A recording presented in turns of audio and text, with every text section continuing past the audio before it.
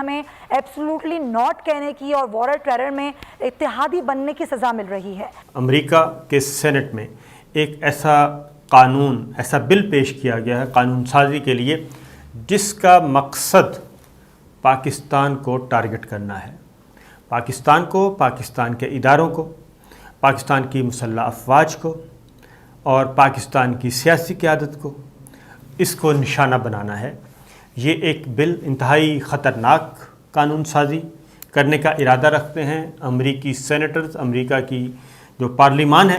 پنجشیر میں طالبان کے حملے میں پاکستان کا مبینہ کردار کیا تھا اور کس طریقے سے طالبان کی مدد کی گئی، کس کس کردار نے مدد کی۔ پاکستان کو قربانی کا بکرا بنانے کے لیے ایک ایسا کریکٹر چاہیے، ایک ایسا ملک چاہیے اس وقت امریکہ کی قیادت کو، خاص طور پہ امریکہ کی عسکری قیادت کو بھی، امریکہ کی سول قیادت کو بھی، کہ افغانستان کی شکست کا سارا ملبہ اس پہ ڈال دیا جائے۔ امریکہ کے 20 برس کے دوران طالبان کی حمایت، اگست کے وسط میں کابل پر قبضہ کرنے میں عسکریت پسندوں کی مدد اور وادی پنجشیر پر حملے کی حمایت کس نے کی، اس کا جائزہ لیا جائے۔ اور پھر یہ بھی مطالبہ کیا گیا کہ سیکرٹری دفاع اور نیشنل انٹیلیجنس کے ڈائریکٹر سے مشاورت کر کے متعلقہ کانگریس کمیٹیوں کو ان تنظیموں کے بارے میں رپورٹ پیش کرے جو طالبان کو مدد فراہم کرتی رہی ہیں۔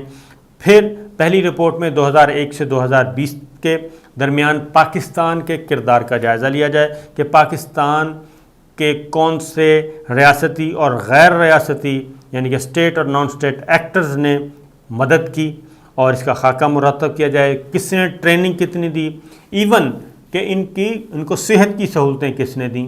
یہ جب کہ اوپن ساری چیزیں، پاکستان نے کوئی چیز چھپائی نہیں ہے، وہ آتے تھے اور افغانستان کے سے مریض آتے تھے، یہاں پہ علاج کرواتے تھے۔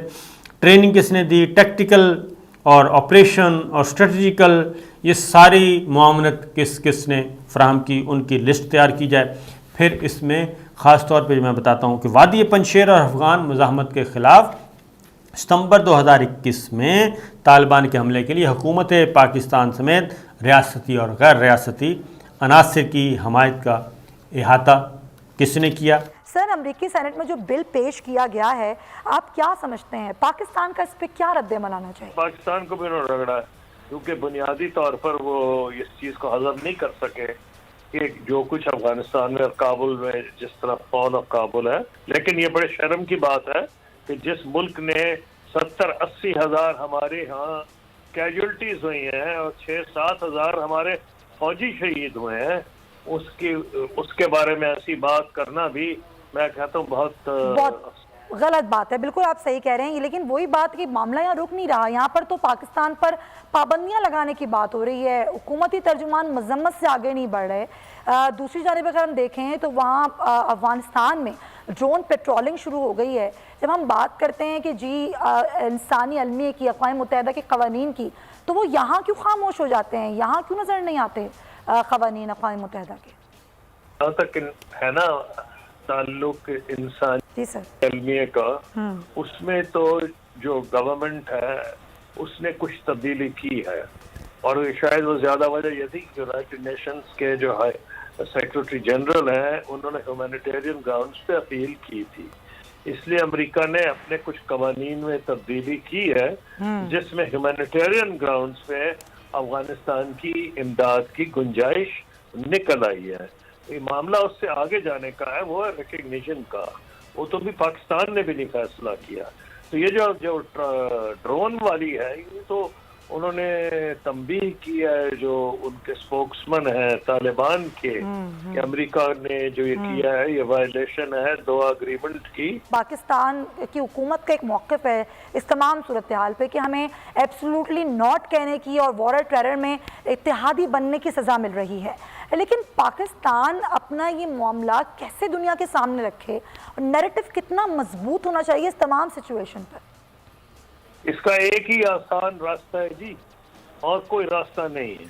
اس کی وجہ ہے کہ جب پہلے ہم نے ریکگنائز افغانستان کو کیا تھا، یہ جب امریکہ جنیوا اکارڈز کے بعد نکل گیا تھا، حالانکہ بہت یہاں غصہ بھی تھا کہ جی سوویت یونین نکلا، امریکہ بھی نکل گیا اس علاقے کو اپنے حال پہ چھوڑ کے، اور پاکستان پہ سختیاں بھی شروع ہو گئی نیوکلیئر پروگرام کے اوپر. وہ تو ایک چیز ہے، لیکن باوجود اس کے گڈ ول تھی پاکستان کے لیے. یہی وجہ ہے کہ جب پاکستان نے، سعودی عرب نے اور یو اے ای نے، اور یہ تو بڑے اسٹرانگ سپورٹرز تھے امریکہ کے، اور امریکہ ان کا سپورٹر تھا، انہوں نے جب طالبان کو ایکسیپٹ کیا تھا وہ حالات مختلف تھے.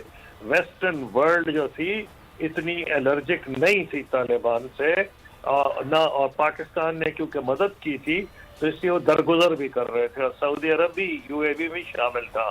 اب ساری ویسٹ جو ہے وہ غصے میں ہے، جو بھی حالات وہاں ہوئے ہیں. یہ دوسری وجہ ہے کہ امریکہ میں اور قسم کا غصہ ہے، یورپ میں اور ہے. یورپ والے کہتے ہیں کہ ہمیں کنسلٹ ہی نہیں کیا نیٹو آئی ایف کے جو ممبرز ہیں، اور وہاں تو یہ ہیئرنگز ہو رہی ہیں کہ بڑی انکمپٹنس دکھائی گئی جب یہ وڈرا کر رہے تھے. یہ دو چیزیں سیپریٹ ہیں، لیکن گڈ ول زیرو ہے. یہ ایک بات واضح ہے کہ غصہ بہت ہے. اب اگر غصہ بہت ہے تو غصہ انہوں نے پاکستان پہ ہی نکالنا تھا نا. وہ تو پاکستان کچھ بچ گیا ہے، کیونکہ اگر اشرف غنی غائب نہ ہوتے، آنن فانن بھاگ نہ جاتے، اور کابل کی جو فوج ہے، افغانستان کی جو فوج ہے، افغان نیشنل آرمی لڑنے بند کر نہ کرتی، ہتھیار نہ پھینکتی، تو سارا غصہ پاکستان پہ آنا تھا.